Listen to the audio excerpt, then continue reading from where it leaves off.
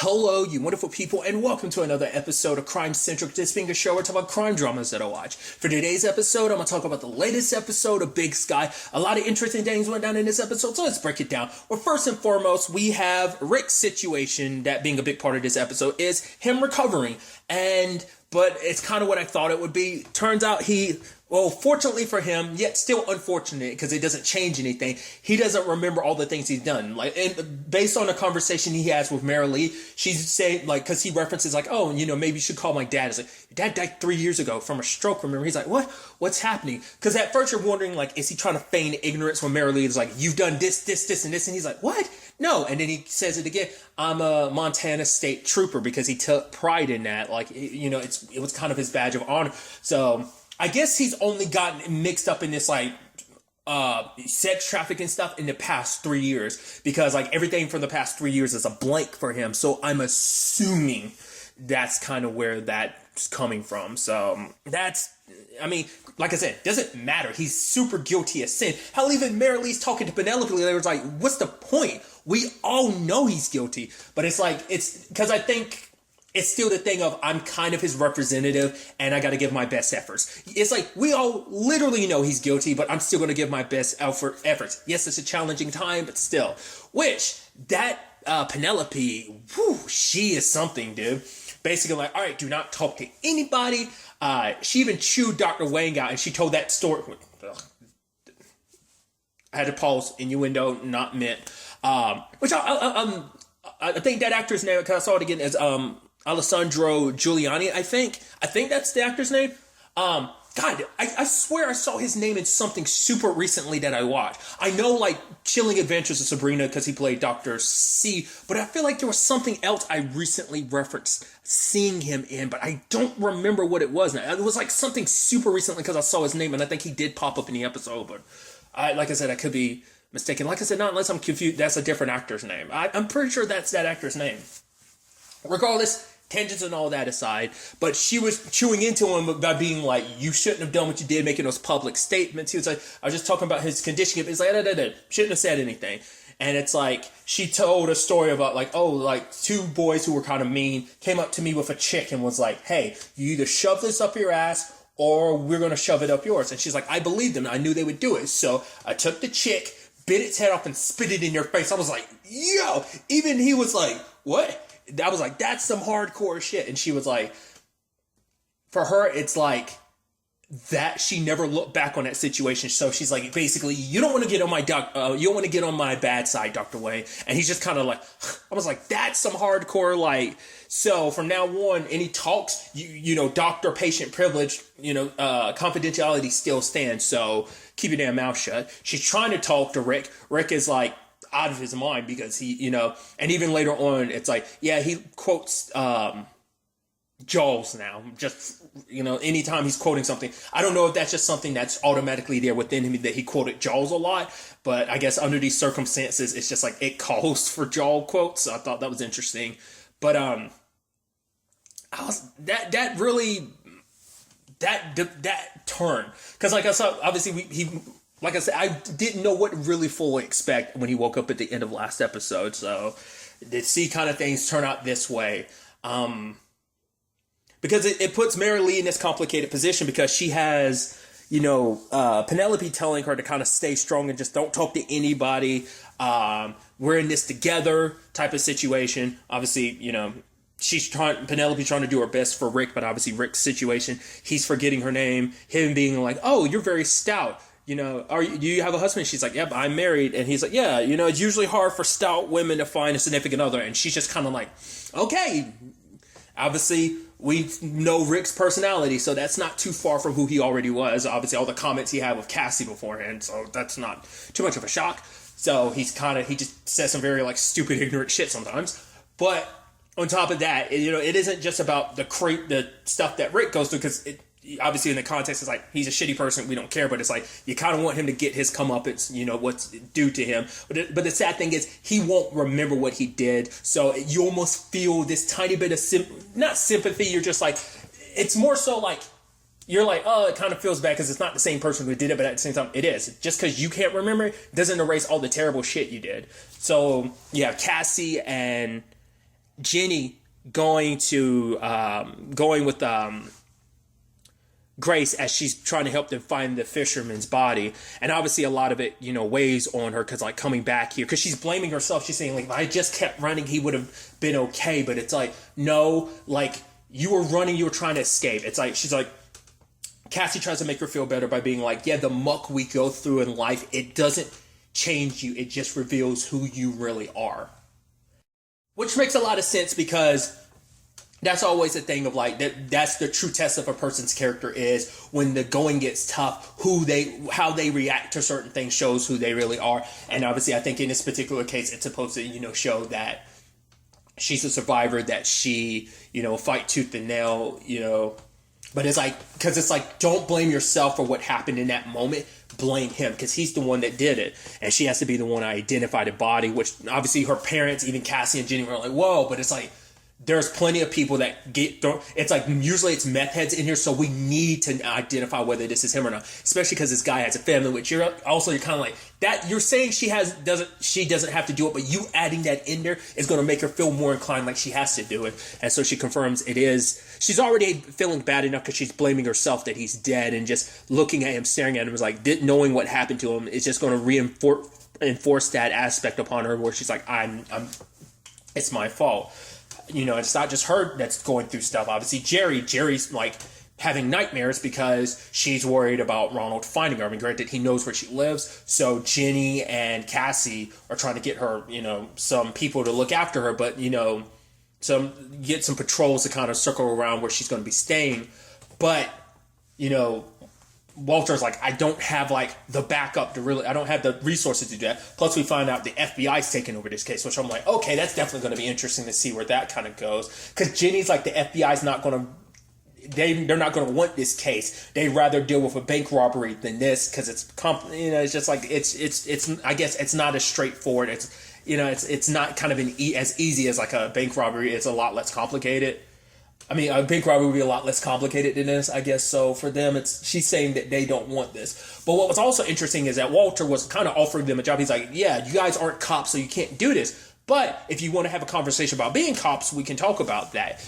It seemed like he was more so specific. At first, it seemed like he was talking both to Cassie and Jenny, but later on, he was like, I was serious about my offer. Like, I can make you a cop again, which Jenny was just kind of like, get them around, like, get Jerry, someone, a patrol around the clock every hour.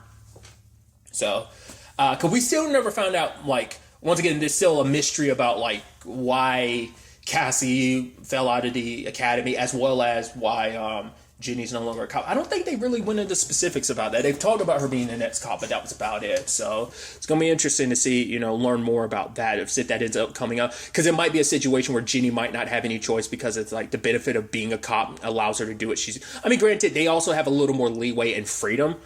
Even later on, that cop who came to kind of stick up for Legarsky, it was nice that she was like, nope, like, this is one of those situations where kind of going outside the box might actually be better. And even Jenny and Cassie were looking like, wait, even I was shocked, because I was like, oh, I thought she was going to chew you out. Like, oh, you did it. Like, I thought she might have Legarsky's back, but it's like, now that she knows how much of a piece of shit he is, especially knowing what he's involved in, sex trafficking, like, this has gotten like a lot of like media coverage, because hey, it's two white girls. But for her, she's like, this will give them an opportunity to look into this, because a lot of indigenous women go missing under these circumstances. So this case presents an opportunity that we can dig into this a little bit more. And so she's like, I'm going to talk to, like, some of the tribal law to see if they had, if there's any like crossover, like maybe there's been some correlation where the truck driver involved in this might be related to some other cases, that kind of went under the rug because it was indigenous women. So I thought that was kind of interesting. Even, like I said, Cassie and Jill were like, oh yeah, we appreciate the support. So I thought that was pretty neat. So, I mean, obviously considering the circumstances, it's not neat, but like the fact is they have, a lot of support with this case. But on top of all of this, you also have Grace she has to confront Rick about him being the one responsible for the fisherman's death, because because Legarsky wasn't directly involved with the kidnappings, so he won't get like the heavy charges that obviously Ronald would. So that they want to get him on anything that can stick, she has to be the one to identify him as the one who killed the fisherman, because she was the only one that was actually there. So she has to kind of go there. Obviously, her parents are reluctant about putting her through this because she's like, I can do this. And she's like, no, you're not. You're a 16-year-old girl. Like, the fact is, you can't stop saying you can do everything because not even you can. But I think for her, it's just, she wants this situation to be over with. And even Danielle is like, the moment you do this, we'll go back home and never step foot in Montana again. So, and even Marilee's like, oh, should I go over there and say I'm sorry? It's like, Penelope's like, I get it, the impulse to do that, but once again, what's my mantra? Best efforts, challenging times. And it's just like, because you saying sorry, what's that really going to do either? Because it's like, once again, people say this, saying sorry is just it's about making yourself feel better, but it's like, because it's like, yeah, this 16-year-old girl shouldn't have to be in there to kind of confront my husband about all the shit that he did to her and dragged her into. So it's, you can tell that she's coming from a good place of like she wants to try and make things better, but it's like, yeah, truth be told is you probably just make things worse, because I think Jenny and Cassie can see like, yeah, you were a wife that was completely caught off guard, so you didn't know about what he was up to, but even she has to deal with that of like, because even she was talking to Ronald Mitchell and was saying like, oh, like Penelope suggested I get a lawyer of my own because people might start looking like, oh, once again, how much do you know? When did you find out about your husband? When there's like, oh, she found out about her husband she actually found out about her husband after everyone else did. He wasn't until after he was shot that she found, wait, he was what? Huh? So, and now on top of that, it's like, no, you're a kidnapper, you're also a murderer, and this is all what the kidnapping was already bad enough, but you add in this being part of sex trafficking makes it even worse, which isn't to diminish. Kidnapping is a terrible, shitty thing to do anyway, but like you add an extra layer of nasty, disgusting piece of shitness to it by adding in. So it's just like, you can never look at your husband the same way again, And Grace is there being like, yes, it's him, he's the one responsible, and, Walter kind of walks her out in the room, but once again, I'm a Montana state trooper, and it's like, yeah, and also the hugest piece of crap. So, and you tie that in with Ronald, dyeing his hair, his mom, the whole thing with back and forth between his mom, him being so uppity and mad at her because. For him, it's like, I got involved in this because he made me feel like I wasn't the weirdo, because he's going his entire life being called off, in particular by his mom, so that he felt like, I could be of value, I could be used, but it was like I was being used. So he's trying to decide on what he's going to do. He's never murdered anyone. Yes, he's done the kidnapping, but he's never actually done any murder stuff. Obviously, same can't be said about Rick, but it's like, he's like, I might have to change that. Which his mom is like, don't take this further than it has to. You could already tell his mom was kind of insinuating, kind of turn yourself in from that point, because it's like, you've done some terrible stuff, but you haven't crossed that line yet. You've done some terrible stuff, but it doesn't have to be all there is to it. So trying to figure out what his next move is going to be. He's like, I need to focus. First, it's let me eat my cereal in peace, go away. And then also get out my truck and, berating his mom a little bit, which, I mean, to be fair, we saw at the very beginning of the series, his mom kind of berates him a lot in a very passive aggressive way a lot of times. So, but even later on suggesting like, hey, I'm not going to protect you anymore. I preyed on it. I know you weren't going to, but I did for you.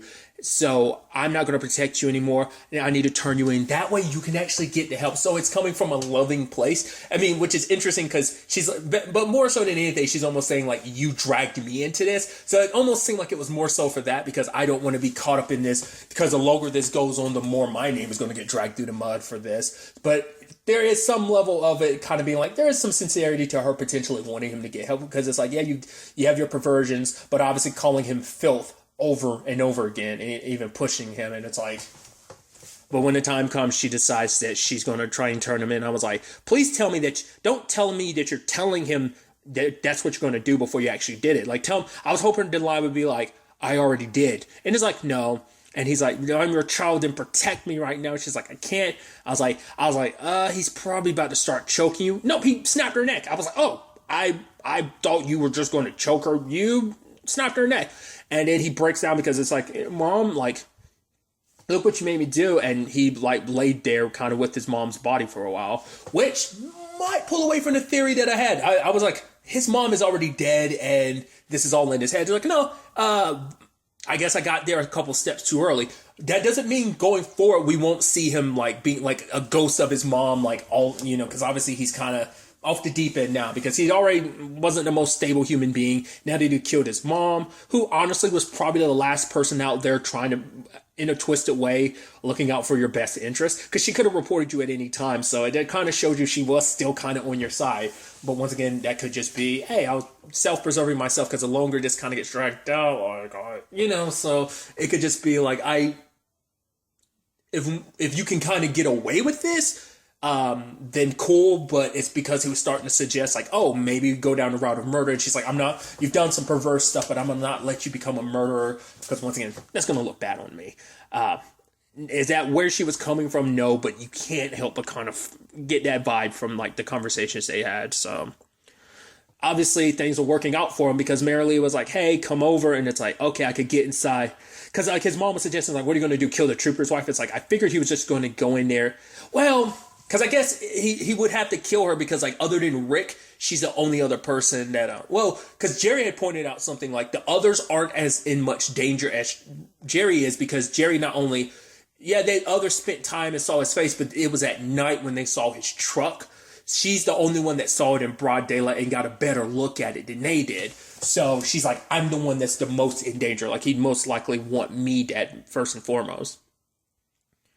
But, right, my point was like, that Marilee knew his face, so if his identity ever came up and they'd ask questions, so it's like get rid of anyone that could potentially identify you. So I guess he would need to kill Rick. He would have to kill Marilee because I was assuming he'd go for Rick, but it's like, well, Rick's not in the best mental condition right now because his memory's fuzzy, and it's like, but there is always a possibility of recovery. So I think that's a loose end he would have to deal with. Yes, Grace and Jerry and Danielle seeing his face and stuff like that, but they don't know enough other than that to kind of identify him, which it's technically wrong considering how the episode played, but we'll get to that in a second.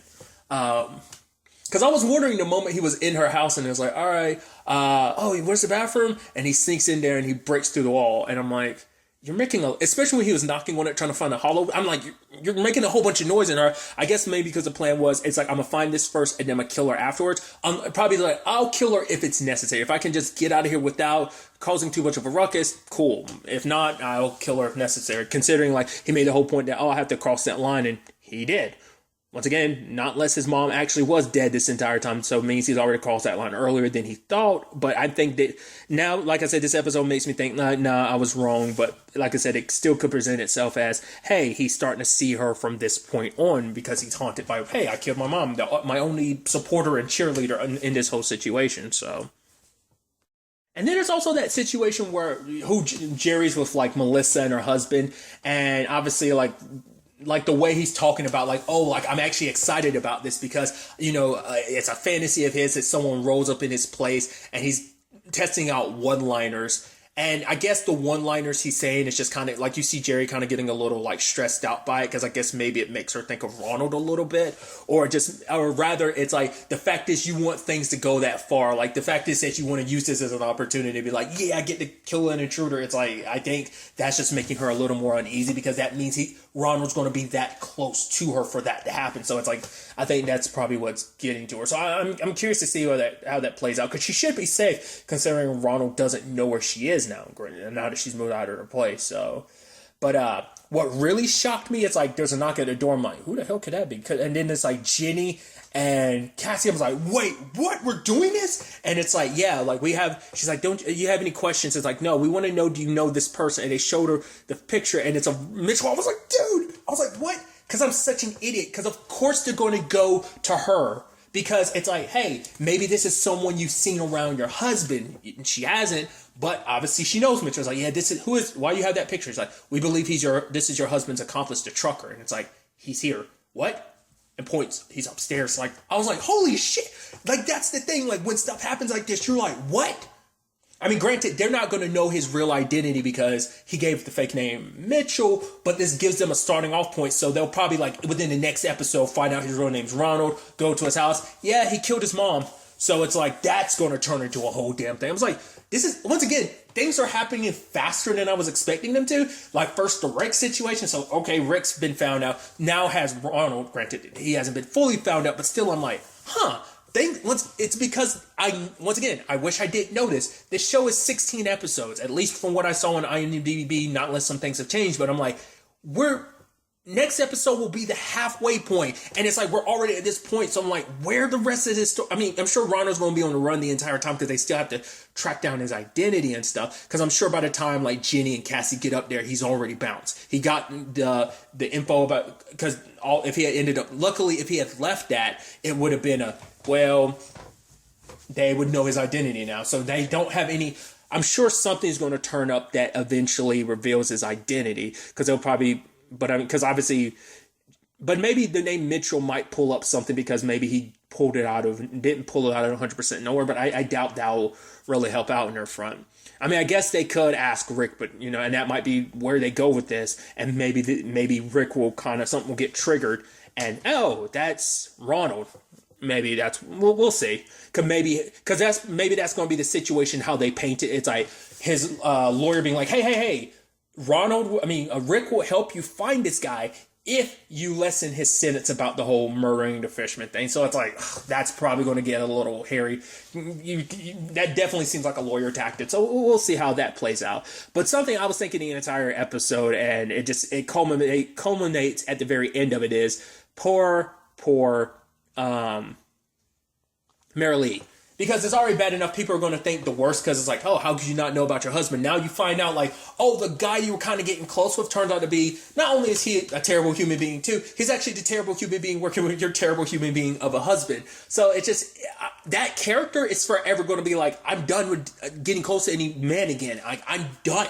Like, how could you ever trust anyone again when it comes to dating? Because you got to figure out your whole situation. Because I'm sure, like, maybe at whatever Rick's situation is at the end, I'm assuming they're going to get divorced. But I'm sure she's trying to figure that out. Because it's like, I'm sure Penelope be like, no. If you're going to get divorced, you're going to have to wait because by being somewhat of a united front, it's going to make his situation look a little better. Even though, once again, Mary Lee's like, we know he's guilty of sin. So, but it has got to suck. Because now it's like, you were inadvertently involved with both the kidnappers in this situation. So it's like, that's just gotta suck. And like I said, it's just gonna paint you in an even worse light, because it's like, man, not only was your husband involved, the guy you were getting close to was involved.